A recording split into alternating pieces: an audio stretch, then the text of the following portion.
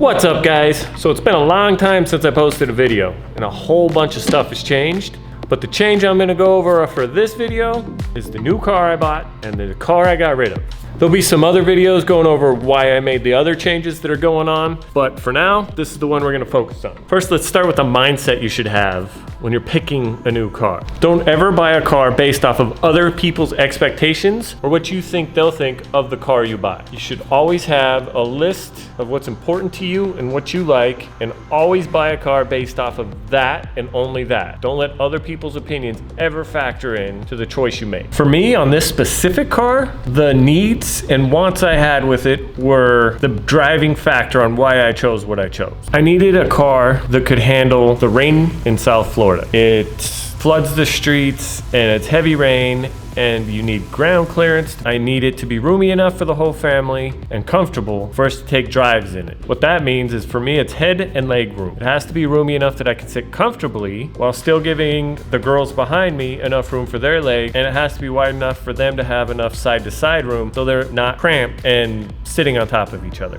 And that means for all three. So some of the cars have 2 outside seats, lots of room. That center seat, super narrow and not comfortable. And the third thing it has to have, cargo storage, so I could still put things in it like it would be a trunk, where some of the SUVs, there's no cargo storage. Performance and sound that my other cars have. Don't always need it, it still needs to be comfortable, but when I want it, I want to be able to feel the car, hear the car, and enjoy it the way that I enjoy cars. So after weighing all of these options, I chose a 2018 Jeep Trackhawk.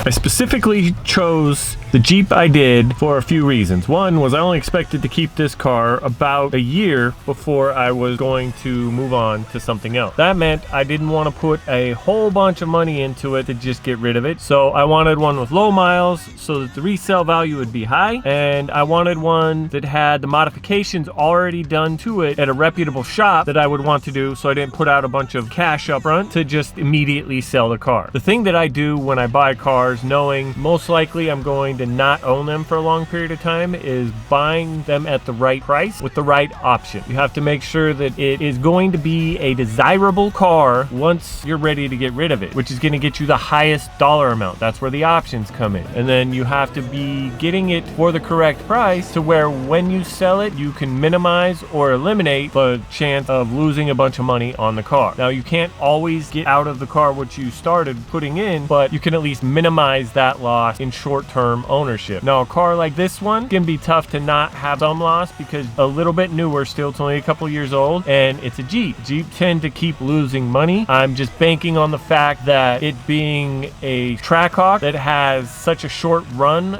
that it's going to hold its value more, because the people who want them are going to still continue to pay at a premium price. For this specific car, I decided to trade in my Tesla and utilize the tax credit that I get here in Florida to help keep the cost of the car down and not have to pay full on the purchase price of the Jeep. This was made easy in the fact that the Tesla was one I was looking at only owning for a short period of time. I was just ready to move on from the Tesla. The best way I can describe my ownership of the Tesla is like getting a new phone. When you get it at first, it's super fun and exciting, but after a while, it's just normal and ordinary, and it lost all of that cool new stuff. It was a great car. It fit the whole family. It did everything you need a car to do. It just, for me to own a car long term, I need to connect to it emotionally, and the Tesla did not do that for me. It was fun to own. I'm glad I owned it, but it's like the Navigators and the other cars I've owned. They served their purpose for the time I owned them, and it's time to move on. So let me know what you think of the choice I made. If you think there was another SUV out there I should have tried, definitely let me know that. If you have any questions about the Trackhawk or the Tesla or any of my other cars, leave a comment below and I'll answer every question you have.